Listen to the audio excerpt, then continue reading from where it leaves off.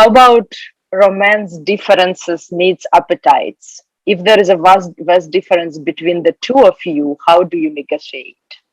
In terms of sexuality, we're talking about appetite or romantic? So I imagine that this is like with you and your wife, that um, romance differences, needs, appetites. So I imagine it's in sexual experiences. Okay. Well, that kind of goes back to what I was talking about before. You know, now basically sex for me once a week with Donna, and then maybe later with myself. That kind of is a good rhythm for me.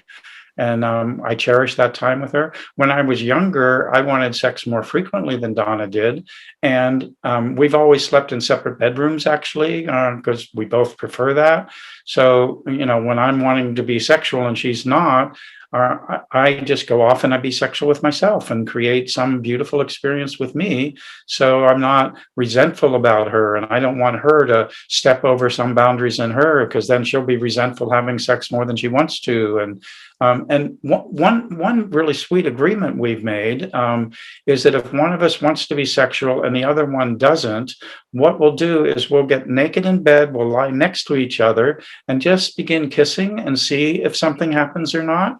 And if something happens, it's beautiful. And if something doesn't happen, the person who wanted the sex goes, "Wow, thanks for trying. Thanks for, I get that you weren't into it. And whatever happens right now didn't get you into it, and that's fine. I'll see you later." But that the spirit of the person who doesn't particularly want to be sexual saying, "Well, I'll give it a try," that meant so much to that other person who's wanting to be sexual that it really, kind of took away the sting of some level or the differences in some way. Yeah. That makes sense. Thank you.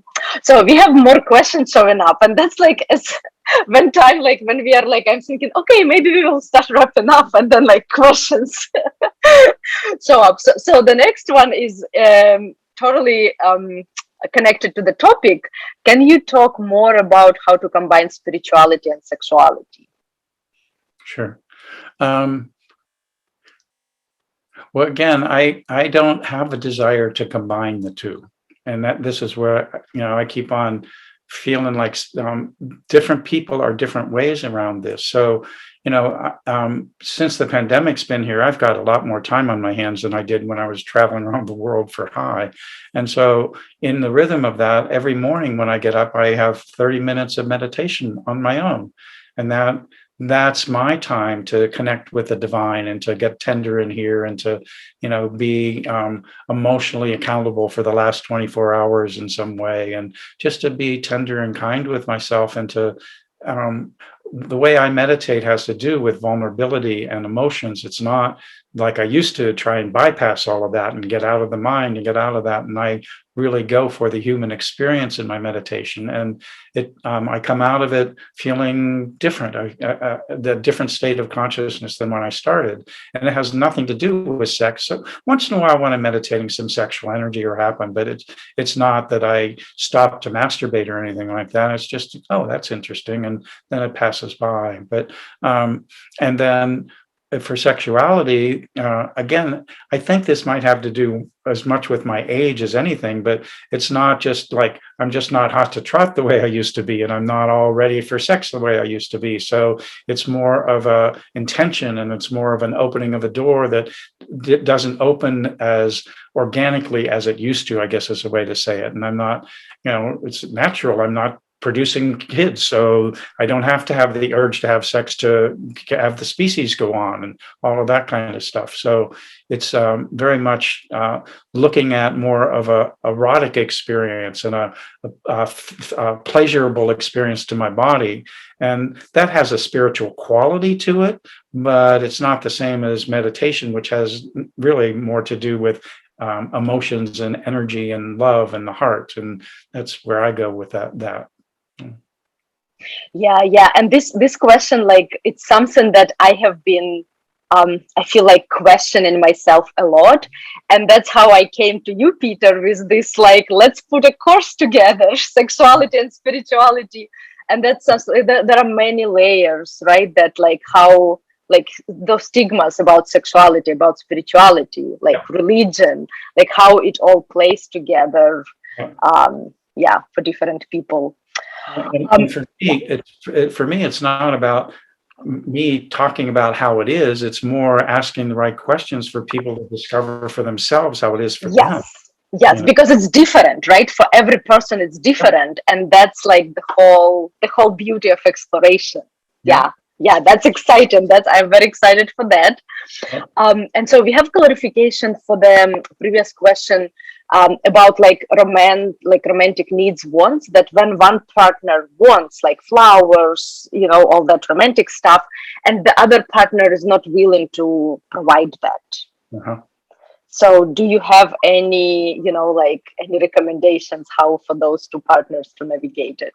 Yeah, I would hope that they would have a how can I say it, emotional vulnerability with one another, that the person who's not receiving the flowers has the space to feel their pain about that in the presence of the other person, and isn't sitting there lecturing them, you should, you should, you should, but is just revealing the pain in their heart that they're not receiving that, and then the other person does whatever they do with that pain, and maybe that lights something up in them. They can't give it because they should or because the partner wants them to. There has to be some organic process by which that the person who didn't want to give, maybe something moves with them, or maybe that's just a part of their relationship that doesn't match up.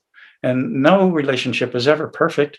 There are always ways we don't match up. So, there many, Don and I quit trying to change each other many years ago in terms of just recognizing we're two very different people, and in a certain way, we're not ideal partners for one another. But that's fine. That no one's an ideal partner. You can't make them into you can't have the thought and turn them into what you want them to turn them into. So what unconditional love is loving the person exactly the way they are. And the ways that I contract around Donna, that's my work, to just love her exactly the way she is. And these days we have so many just little eye exchanges of, oh, I know that one. We're not going down that road. You're that way, I'm this way, and we're going to be that way. And there's just a real deep understanding of the differences in who we are, as well as what we have in common, but not trying to get the other person to fit what we want them to fit, because we've been down that road enough. We had to go down it a lot and run into the pain of it a lot, but Yeah, yeah, yeah, yeah. Here's another thing.